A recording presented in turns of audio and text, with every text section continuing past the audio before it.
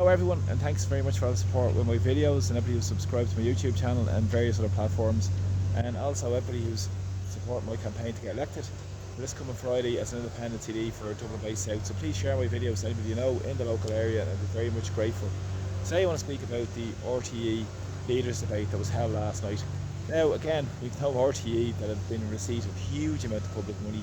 We all know about the scandals at RTE, and we all know about their biased reporting in terms of pursuing the political narrative. In terms of the debates, they've had no honest and open debates and balanced debates on the real issues affecting people in society. They've all kept a complete and utter closed shop, and they've done again the same last night with their so-called leaders debate, where they had Harris, Martin and McDonald all facing off against each other, and there was no representative from any other party involved, or even any other alternative point of view. But of course they don't want to listen to the real truth of what's going on in society. And this was handled and chaired by Miriam O'Callaghan. Miriam O'Callaghan, of course, is one of the highest presenters, head presenters in RTE. He has a huge amount of wealth, and obviously is a sister of Jim O'Callaghan, Fianna Fáil's Justice Minister in waiting, according to them, because it's just remarkable.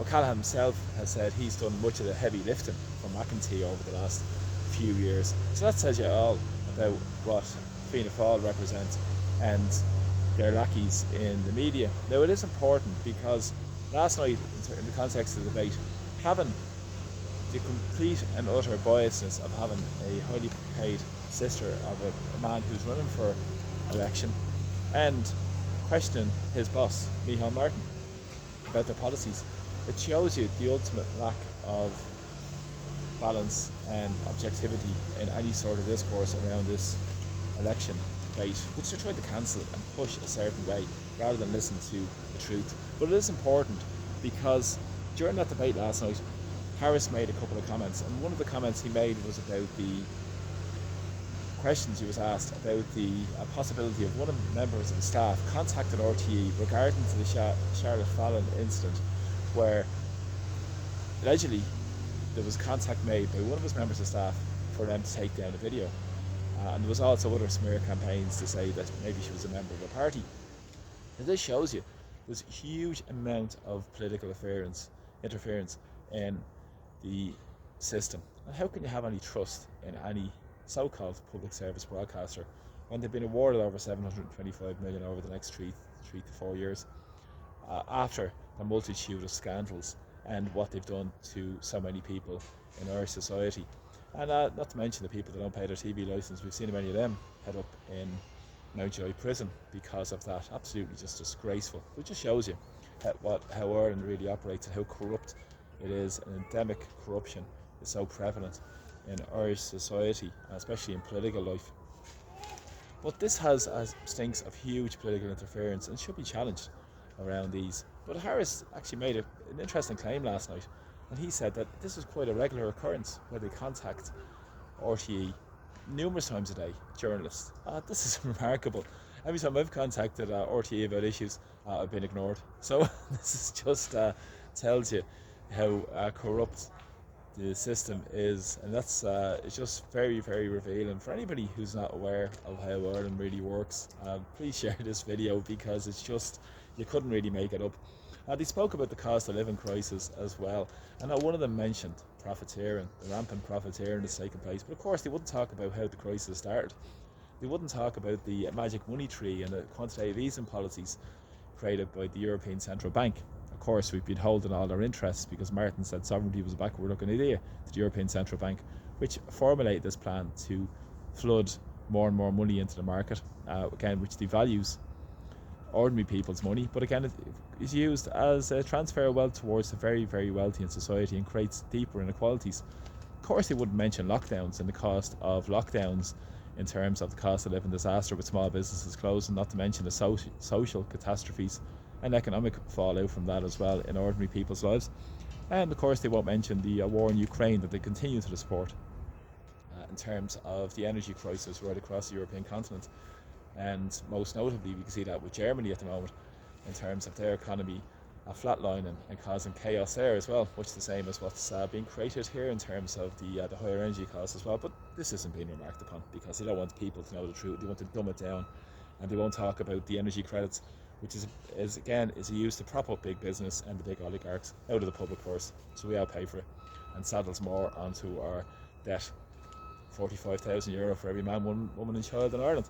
But of course they won't want to talk about that. And they talked about housing, and there was issues around housing in terms of the Bank and Payments Federation of Ireland, and Fine Gael challenged Sinn Féin over their policies to say, have they checked with the Bank and Payments Federation about whether their plans can go ahead for the so-called affordable housing.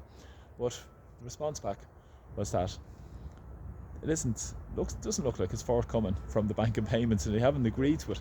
But it's interesting to note who the Bank and Payments Federation chief is. It's Brian Hayes. Brian Hayes of Fine Gael. So Fine Gael are one and the same as the financial services industry, and we know how they operate. So Brian Hayes, ex of Fine Gael, is the head of the Bank and Payments Federation, much the same as many of these ex-Fine Gaelers have gone into vulture funds, most notably Enda Kenny as a chair of a vulture fund who's been rolled out after the last couple of days, and other people like Michael Darcy, an ex-Fine Gael TD. And it's also very important, and Micheál Martin made in his remarks about homelessness. Of course, homelessness is not a priority for any of these political parties, because not one of them mentioned the scandalous amounts of deaths on Dublin streets in this year already. Tonight, on a bitterly cold night, it's absolutely freezing even this morning, and more people are struggling to live and exist on our streets, not to mention the disastrous housing conditions so many people are living in as well around Dublin City. But it's very important because not one of them mentioned homelessness and the horrors of homelessness and the 40 people that died. So that shows you where they figure, because they don't rankle or rank in their views towards addressing the crises that was created by them in the first instance through their profit-driven policies around housing in particular and driving more people into homelessness. And also they spoke about, and Micheál Martin spoke about, he wants to be a pro-EU, pro-enterprise party. Of course he wasn't challenged on his sovereignty or ceding our sovereignty to the European Union, or 70% of our legislation comes top down from the European Commission, which works for the big corporations against the interests of ordinary people. And we've seen that happen time and time again. So it's more of the same with the same political establishment. There was no mention in the debate, remarkably, of immigration. An hour and 40-minute debate and no mention of immigration. She couldn't. Really, it was just ridiculous. Absolutely just takes the Irish people for complete and utter fools. Thankfully, more and more people are seeing through what's going on. They can see the truth for what it is, and more people need to know what's really going on. So I urge people to please share my videos, and I'm very grateful to everybody who continues to do so as well. And of course, there was no mention of Irish neutrality. Not one mention of Irish neutrality in that debate last night again, which again is just despicable. And very interestingly, Sinn Féin just did their typical sit on the fence about these issues and saying that they mightn't be able to reverse a lot of the damage that's been done by successive governments. So you couldn't make it up. You really couldn't make it up. The establishment is rotten. They'll serve the status quo. They won't offer any real alternative to the people of Ireland need.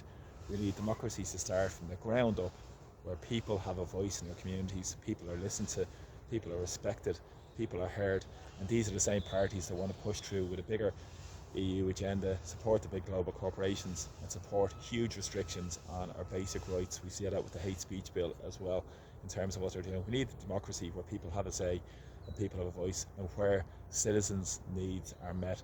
And that is a constitutional provision in terms of the policy of the state should derive from the people of the state. But when has that ever been spoken about in any of these debates? Never. That's where democracy should start in any republic, and it's vitally important that we build towards that. And this coming Friday, vote Peter Dooley number 1 in the Dublin Bay South constituency, who's standing up for the interests of ordinary working people, the working class of Dublin Bay South. Get out in force and vote for the only voice who's standing up for all of our interests. So take care. See you all soon. Bye bye.